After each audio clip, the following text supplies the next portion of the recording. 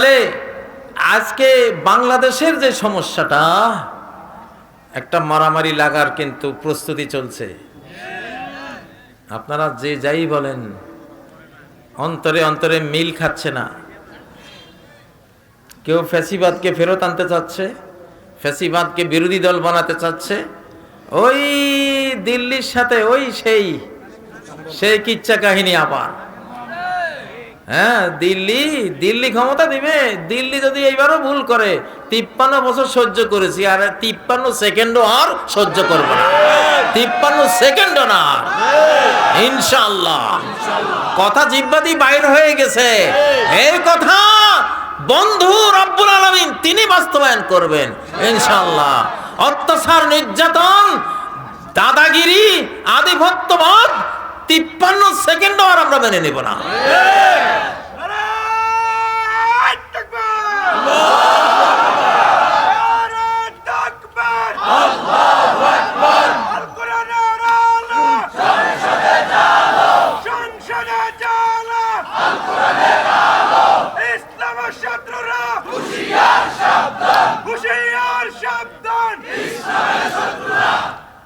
ওদের বাবা ভাঙ্গা, খ্রিস্টানদের বাবা ভাঙ্গা একটা লোক আছে, ভবিষ্যৎবাণীটানি করে।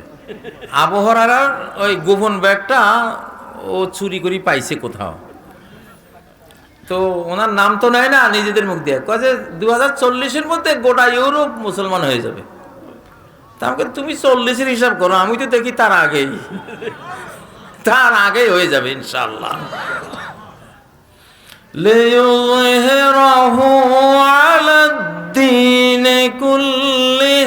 সারা পৃথিবীর মানুষ এখন আর যাবে কোথায়? বাংলাদেশের টিকটক ছেলেমেয়েরা, আমি খুব দুঃখ পেতাম যখন দেখতাম আমার এই নতুন প্রজন্মটা, আহারে ওই পাবজি, ওই তারপরে টিকটক, তারপরে আরো জানি এগুলো নামও তো আমরা জানি না। সারা দিন চোখের নিচে বসে বসে খালি মায়ের লগও কথা নাই, বাবার লগও নেই, চোখের নিচে। হ্যাঁ, খালুয়াতে চলে গেছে সাধনা, চকির তলে সাধনা করে, মোবাইল সাধনা, ঠিক না?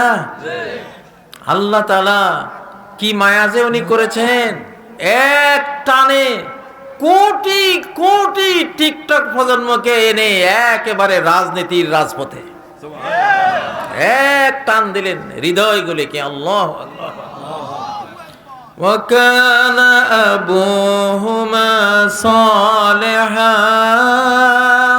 এদের বাপ যে ভালো ছিল, এদের বাবাগুলি যে ভালো ভালো মা বাবার পোলা যে, সুবহানাল্লাহ। এই যে বাংলাদেশের বুড়া বুড়িরা, কত আল্লাহওয়ালা মানুষ এই দেশে, সারা পৃথিবীতে এমন ইমানদার মানুষ এখন নাই, খুঁজে পাওয়া যায় না। এত বিপুল সংখ্যক, এত আবেগ, একটা মাহফিলে 20 লাখ 25 লাখ লোক হয়। এটা আমেরিকা, ইউরোপ, আরব কোন দেশে, কোন মহাবিশ্বে, কোন মহাদেশে কেউ স্বপ্নে কল্পনা করতে পারে না।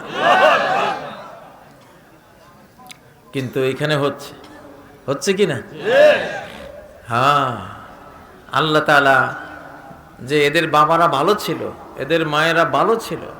এই বাংলাদেশের শিশুকালে যখন গ্রামগঞ্জে হাঁটতাম, প্রত্যেকটা বাড়ি থেকে কোরআন তেলাওয়াতের আওয়াজ পেতাম, প্রত্যেকটা বাড়ি থেকে, ঠিক নয় কি?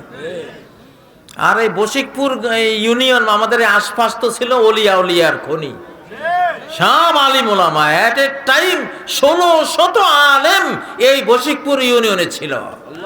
এবং ছোটখাটো না, এক একজন গোটা ভারত মহাদেশ জয়ী গোল্ড মেডেলিস্ট মৌলানা আব্দুল্লাহ, অমিতপুর বাড়ির হযরত মৌলানা আব্দুল্লাহ রহিমাহুল্লাহ, কলকাতা আলিয়ায় ফার্স্ট ক্লাস, ফার্স্ট সমগ্র ভারতবর্ষে।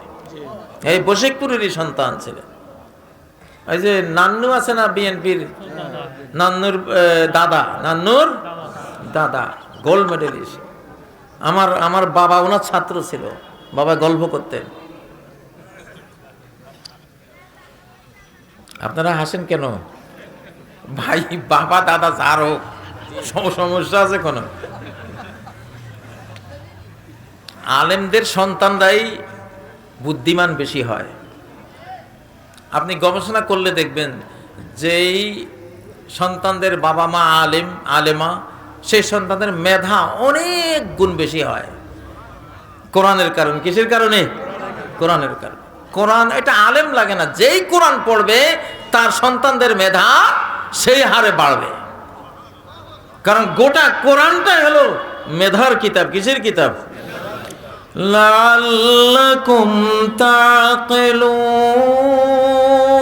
আমি এই কোরআন দিয়েছি তোদের আকল সৃষ্টি হওয়ার জন্য, যাতে তোদের ভিতরে বিবেক তৈরি হয়, আকল তৈরি হয়, ইন্টেলিজেন্স তৈরি হয়, তোরা বুদ্ধিমান হতে পারিস। এজন্য কোরআন নাজিল করেছি। এখন নার্সরা ওটা অসতর্ক ছিল, দুটো বাচ্চা একসাথে হয়ে গেছে। এখন কোন মায়ের ছেলে বাচ্চা কোন মায়ের মেয়ে বাচ্চা, এটা ওই সময়ে ওই যন্ত্র আবিষ্কার হয় নাই যে ডিএনএ টেস্ট করে বের করবে, তখন এগুলি ছিল না। এখন হাসপাতালের তো লাইসেন্স ক্যান্সেল হয়ে যাবে, কারণ এত বড় একটা সর্বনাশ হয়েছে। এখন ছেলে বাচ্চা কোন মায়ের, মেয়ে বাচ্চা কোন মায়ের একই সাথে হয়েছে, ওরা খেয়াল করতে পারে নাই, শনাক্ত করতে পারে নাই। এখন ওদের হাসপাতাল বাঁচাবার জন্য দিক বেদিক ছুটাছুটি করতেছে, কি উপায়? সাধারণত ছেলের দিকে সবার আগ্রহ, উভয় মায়ে বলতেছে ছেলেটা আমার, মেয়েটা তোমার। বিশাল গন্ডগোল। তখন আজহার বিশ্ববিদ্যালয়ের একদল ওলামা ফ্রান্স ভ্রমণে ছিলেন।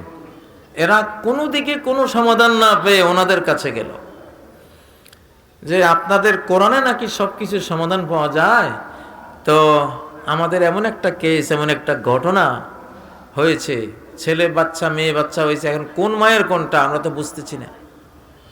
তো একজন আলেম বলেন, একটা কাজ করেন, আপনারা দুই মায়ের কিছু দুধ দুইটা কাপে করে, আলাদা কাপে করে 2 কাপ দুধ নিয়ে আসেন। তা আনলো। তো ওই আলেম সাহেব বলতেছেন, এখন এই দুধগুলি পরীক্ষা করেন, যেই দুধগুলির মধ্যে ভিটামিন, ক্যালসিয়াম, বিভিন্ন জিনিস দেখবেন ডাবল ডাবল, এটা ছেলের মা।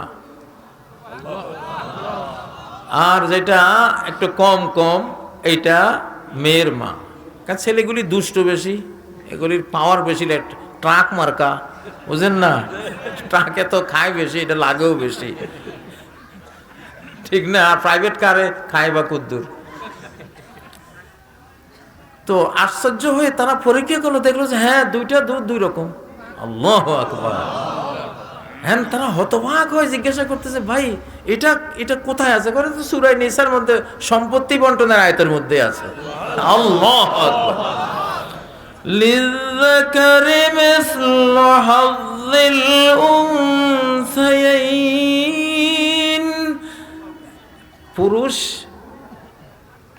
পুরুষের জন্য মেয়ের ডাবল ডাবল, মেয়ে যা পাবে পুরুষ ছেলেটা তার দ্বিগুণ পাবে। খরচ বেশি। এবার মহিলার আবার কইেন নাই আল্লাহ আমাকে কমাইছে।